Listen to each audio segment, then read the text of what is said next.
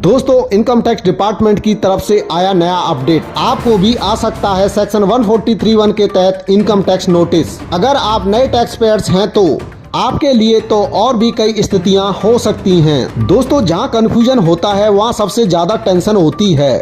Income tax file करते time अगर कोई गलती होती है तो नोटिस आना पक्का होता है।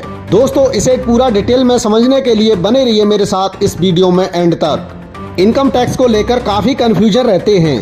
पहले इन्वेस्टमेंट को लेकर, फिर टैक्स बचाने की कोशिश को लेकर, वह रिटर्न भरने से लेकर रिफंड आने तक कई बार आपको अपनी टैक्स कैलकुलेशन करनी पड़ती है। अगर आप नए टैक्स पेयर्स हैं तो आपके लिए तो कई और भी स्थितियां हो सकती हैं। जहां कंफ्यूजन होता है वहां सबसे बड़ी टेंशन होती है।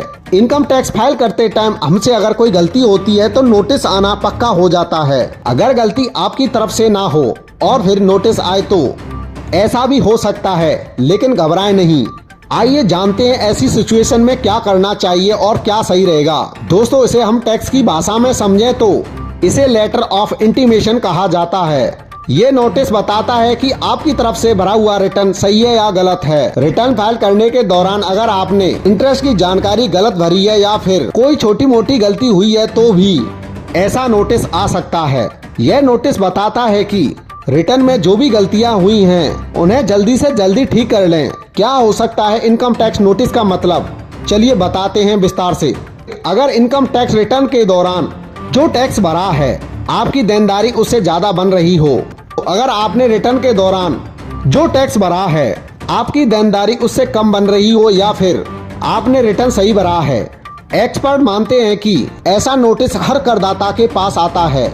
अगर आपके पास ऐसा नोटिस नहीं आता है तो आप मान सकते हैं कि आपका रिटर्न प्रोसेस नहीं किया गया है। दोस्तों, ITR की तरफ से अगर आपको नोटिस आ जाता है तो उसका रिप्लाई जल्द से जल्द देना चाहिए। इनकम टैक्स डिपार्टमेंट की तरफ से आपको मेल भेजा जाता है।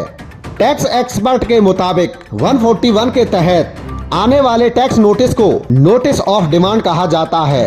यानी अगर आपकी कोई टैक्स देनदारी बकाया है तो आपको इस मैसेज के मिलने से लगभग 20 दिनों के अंदर आपको भुगतान करना होता है। अगर आप इसमें देरी करते हैं तो 30 दिन बीत जाने के बाद आपको 1% की दर से मासिक ब्याज अदा करना होता है।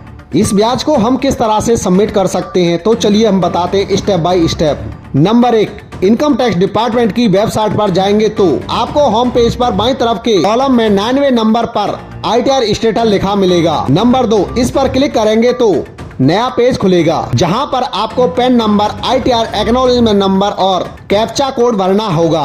ध्यान रहे कि एक्नॉलेजमेंट नंबर ITR सबमिट करने के बाद इनकम टैक्स डिपार्टमेंट आपके रजिस्टर्ड मेल ID पर भेजता है। नंबर 3, ये सारे डिटेल सबमिट करने के बाद ITR प्रोसेसिंग की स्थिति पता चल जाएगी। अगर रिटर्न प्रोसेस नहीं हुआ है तो रिटर्न सबमिटेड एंड वेरीफाइड, और प्रोसेस हो गया है तो return process and refund paid लिखा हुआ आएगा। नंबर 4, अगर आप इनकम टैक्स की वेबसाइट पर लॉगिन करेंगे तो डैशबोर्ड पर filing of income tax return और नीचे व्यू रिटर्न ऑब्लिक फॉर्म्स लिखा मिलेगा। नंबर 5, आप दूसरे ऑप्शन पर क्लिक करेंगे तो नया पेज खुलेगा जिसमें ऊपर आपका पैन नंबर अपलोडेड रहेगा और नीचे असेसमेंट ईयर एवं इनकम टैक्स रिटर्न का सिलेक्शन करना होगा। नंबर 6, फिर सबमिट करने के बाद रिटर्न स्टेटस दिखाई देगा। अगर रिटर्न प्रोसेस नहीं हुआ होगा तो स्टेटस में सक्सेसफुल वेरीफाइड लिखा होगा।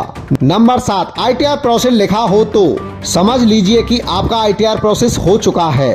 धारा 156 के तहत एक इनकम टैक्स का नोटिस बकाया राशि, ब्याज, जुर्माना इत्यादि के खिलाफ जारी किया जाता है। ऐसी सूचनाएं आमतौर पर आयकर रिटर्न के पोस्ट असेसमेंट के बाद भेजी जाती हैं। नोटिस असेसमेंट ऑफिस इसे जारी करता है जो ड्यू अमाउंट के लिए निर्देश देता है और किसी भी जुर्माने से बचने के लिए टैक्स पेयर्स को समय पर बकाया राशि को जमा करने के लिए कहता है।